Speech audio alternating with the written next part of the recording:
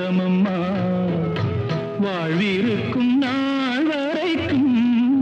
தஞ்சமுந்தன் நெஞ்சமம்மா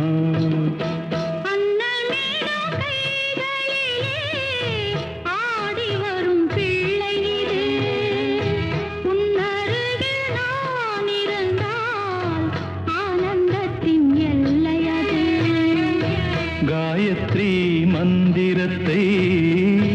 உச்சரிக்கும் பக்தனம்மா கேட்கும் வரம் கிடைக்கும் வரை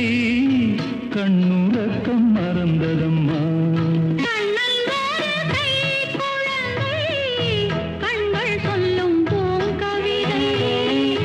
கண்ணம் சிந்தும்